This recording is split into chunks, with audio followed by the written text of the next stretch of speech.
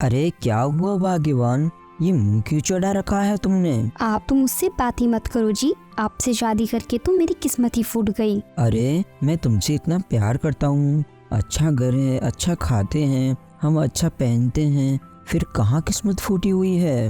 अरे अच्छा नसीब मेरा नहीं, आपकी माँ का है। सारी कमाई लाकर माँ की हथेली पर रख देती हूँ। घर का करता धरता तो उन्हीं को बनाया हुआ है, मेरी तो कोई इज्जत ही नहीं है। तुम गलत समझ रही हो, माँ भी तुमसे उतना ही प्यार करती है जितना मैं करता हूँ। माँ तजुर्बे वाली है, घर को अच्छे से चलाती है, थोड़ा सा बचा कर चलती है, और हम सब अच्छा जीवन बिता सकें उसके लिए माँ अच्छे से खर्च भी करती है। हाँ हाँ मर जाना, बस अपनी माँ के ही गुण गाते रहना। लो कर लो बात, इसमें चिढ़ने वाली कौन सी बात है? मैं तुम्हें देता तो हूँ तुम्हारे निजी खर्चों के लिए पैसे। नहीं चाहिए आपका चिल्लर। दरअसल विष्णु एक अच्छा इंसान था, उसकी परचूनी की दुकान थी। वो और उसका परिवार एक सुखी जीवन जीते थे, पर उसकी पत्नी रेखा इस बात से चिढ़ती थी कि विष्णु सारी कमाई अपनी माँ को देता था, क्योंकि उसकी माँ एक समझदार औरत थी। लेकिन कुछ समय बाद आए दिन झगड़े होने लगे। अरे भाग्यवान, ये सामान बांधकर कहाँ जा रही हो? मायके रहने जा रही हो क्या?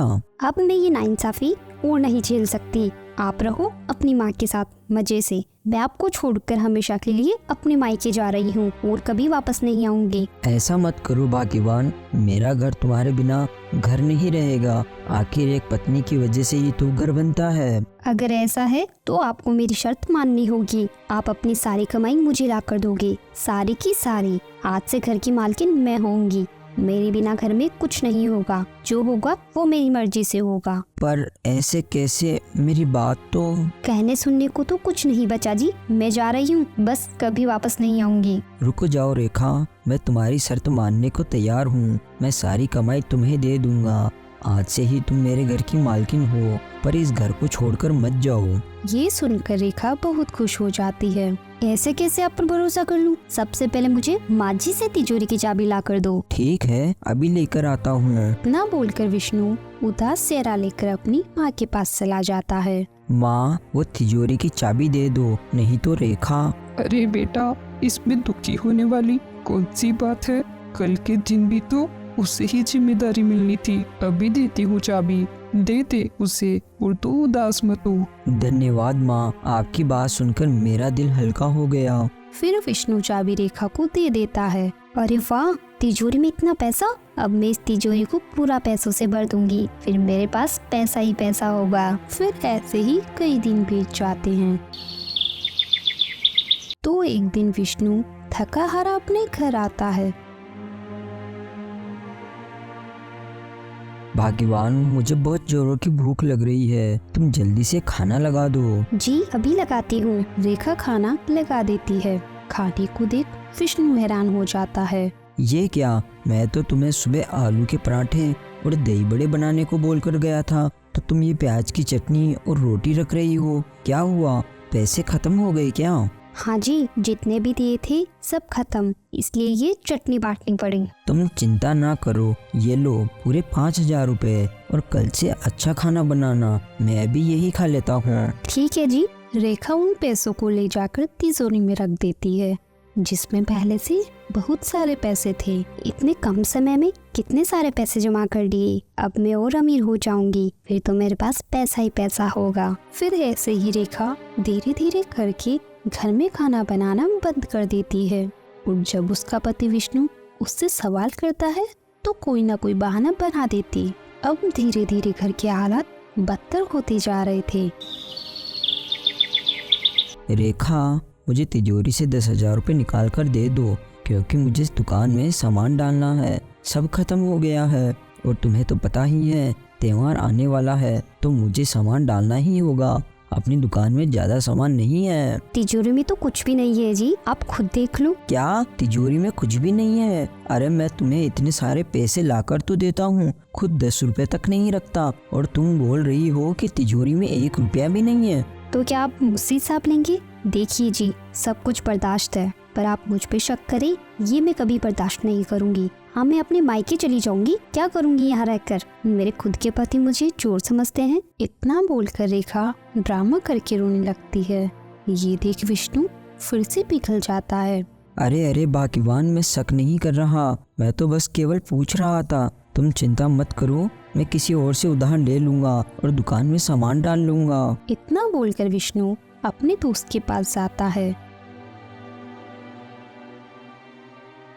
अरे भाई किशन, मुझे 10,000 रुपये उधार चाहिए थे, मुझे अभी पैसों की जरूरत है। अरे विष्णु, तुम तो इतने पैसे वाले हो, तो तुम्हें पैसों की जरूरत कैसे पड़ गई? सब ठीक तो है ना मेरे भाई? हाँ भाई, सब ठीक है, बस पैसे ही नहीं है फिलहाल, और दुकान में मुझे सामान डालना है। अरे विष्णु भाई, तुमने मेरी इतनी बार मदद करी है, तो मैं तुम्हें कैसे मना कर सकता हूँ?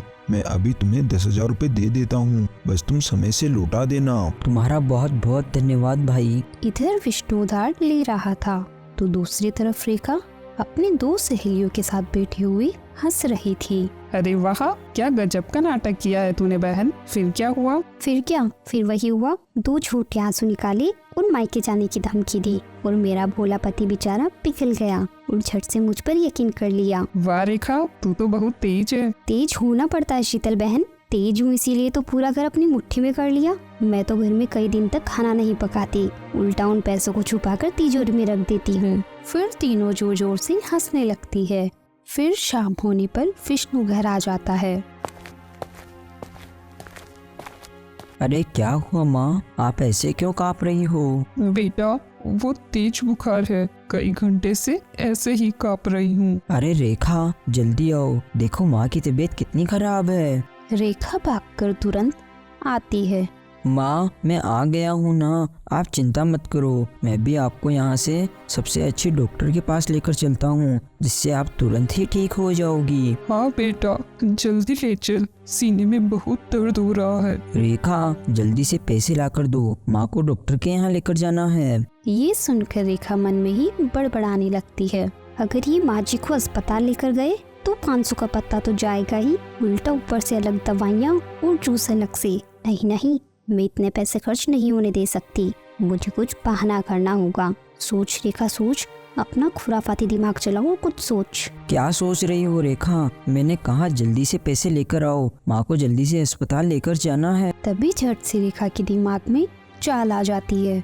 अरे आप इतना क्यों घबरा रहे हो? ऐसे तो माँ जी और भी ज्यादा घबरा जाएंगी, और दूसरी बात अस्पताल दूर है, जाने में समय लग जाएगा, तब तक माँ जी की तबीयत और बिगड़ जाएगी।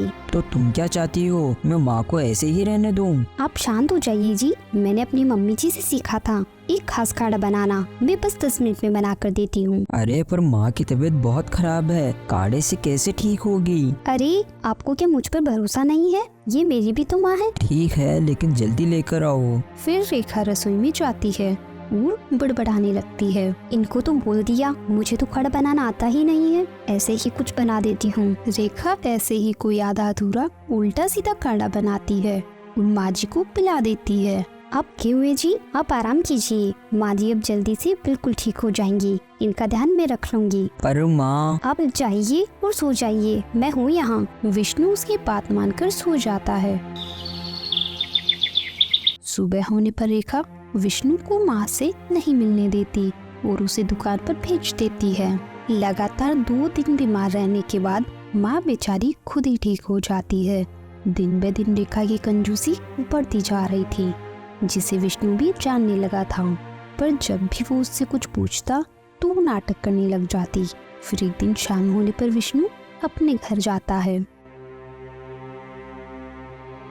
चलिए जी, आज आपकी बहन के यहाँ चलते हैं। हाँ ठीक है, चलेंगे, पर मुझे भी बहुत तेज भूख लग रही है, पहले खाना खा लो, फिर उसके बाद चलते हैं। मेरी तबीयत ठीक नहीं थी, इसलिए नहीं बना पाई। चलिए ना, आपकी बहन के घर ही जाकर खा लेंगे। अरे पर मेरी बात तो। चुपचाप चलिए जी। रेखा जबरदस्ती ही विष्णु को उसकी बहन के यहाँ ले जाती है।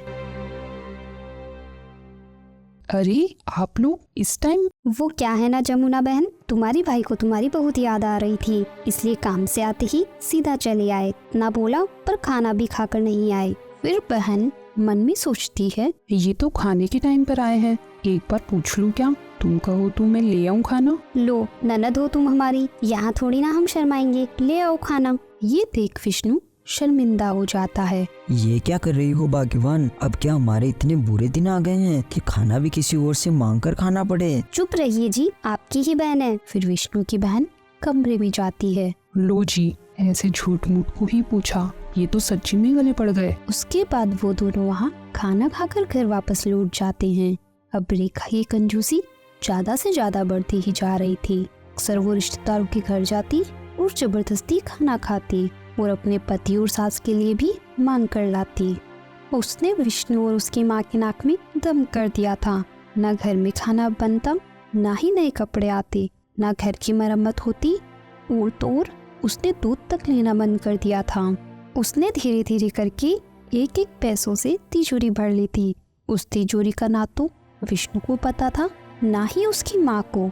फिर एक दिन रात होने पर, हाय मैंने कितने सारे पैसे जोड़ लिए, मैं इस गाँव में सबसे ज्यादा धनवान हो गई। जब वो ये सब खुद से भूल रही थी, तभी कोई उसे चुपके से देख रहा था। फिर वो तिजोरी के ताला लगाकर चाबी एक जगह छिपा देती है। अरे सुनती हो, मैं माँ को लेकर जा रहा हूँ मंदिर के दर्शन करवाने दूसरे गांव। कल तक लौटूंगा, तुम अपना ध्यान रखना। ठीक है जी। विष्णु और उसकी माँ दोनों चली जाते हैं। मैं अकेली यहाँ क्या करूँगी, मैं मायके चली जाती हूँ, 2 टाइम खाना वहीं खा लूंगी, पैसे भी बच जाएंगे। फिर रेखा पैसे बचाने के चक्कर में वो तिजोरी की चाबी लेना ही भूल जाती है। अगले दिन जब विष्णु और उसकी माँ वापस आते हैं, तब रेखा भी आ जाती है। रेखा जैसे ही तिजोरी के पास गई तो चीख उठी, क्योंकि तिजोरी खुली हुई थी और सारा पैसा गायब था। रेखा की ये चीख सुनकर विष्णु और उसकी माँ भी वहाँ आ जाती हैं। क्या हुआ, ऐसे क्यों चिल्ला रही हो? फिर रेखा कुछ बोलने की बजाय जोर जोर से रोने लगती है। अरे क्या हुआ, ऐसे क्यों रो रही हो तुम? मैंने सब बर्बाद कर दिया जी। इस तिजोरी में सारे पैसे थे जो मैंने इसमें रखे थे, किसी ने चुरा लिए। क्या पैसे चोरी हो गए? वो भी वो पैसे जिसकी वजह से माँ को और मुझे दोनों को भूखा सोना पड़ा। बीमारी में कोई दवाई नहीं मिली, ना ही सर्दी में कोई गर्म कंबल मिला। हमें इतनी परेशानी देकर तुमने वो पैसे चोरी करवा दिए। मुझे नहीं पता जी कैसे चोरी हुई, मैंने तो चाबी संभाल कर रखी थी, किसी ने मुझ पर जरूर नजर रखी होगी। इतने दिन से जो विष्णु चुपचाप सह रहा था, आज वो फट पड़ा था। बस बहुत हुआ रेखा तुम्हारा। दुख इस बात का नहीं है कि पैसे चोरी हुए, बल्कि दुख इस बात का है कि तुमने हमें भूखा रखकर और हमसे इतने पैसे छुपा कर रखे। अरे खाली पेट मुझसे काम नहीं होता था, तुम्हारी वजह से अपनी दुकान ठप पड़ गई। लोगों से कर्ज ले लेकर चारों तरफ से गिर चुका हूँ। हर कोई दुकान पर पैसे मांगने ही आता है, पर मैं क्या करता हूँ, सबसे पहले तुम्हें पैसे ला कर देता हूँ, क्योंकि जिम्मेदारी है मेरी। खुद परेशान रहकर भी तुम्हारा ख्याल रखता हूँ। अब तुमने अपनी कंजूसी का नतीजा देख लिया ना, सब बर्बाद हो गया। ये सुनकर रेखा और रोने लगती है।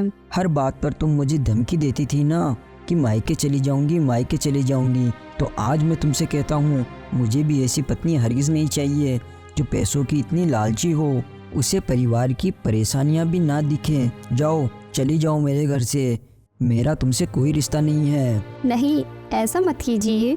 आज मुझे अपनी गलती का एहसास हो गया है कि लालच जितना बढ़ाओ उतना बढ़ता है। मुझे माफ कर दीजिए, मैंने आपकी और माँ जी के साथ बहुत गलत किया है। अब क्या होगा, तुम्हारी गलती मानने से ये सब बदल थोड़ी जाएगा। आज मैंने वो सीखा है जो आप और माँ जी मुझे लाल बार बोलने के बाद भी नहीं समझा पाए, और इस चोरी ने मुझे मेरा जिंदगी भर का सबक दे दिया। कब क्या हो जाए एक पल का भरोसा नहीं।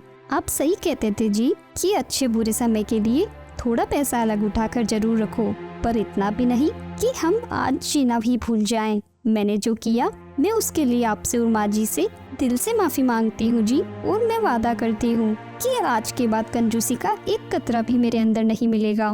मैं इतनी समझदारी से काम कर लूंगी कि ये बुरा वक्त कब अच्छा वक्त हो जाएगा पता ही नहीं चलेगा। मैं हाथ जोड़ती हूँ, बस एक मौका दे दीजिए। बेटा बहुत दिल से माफी मांग रही है, हमें उसको एक मौका और देना चाहिए।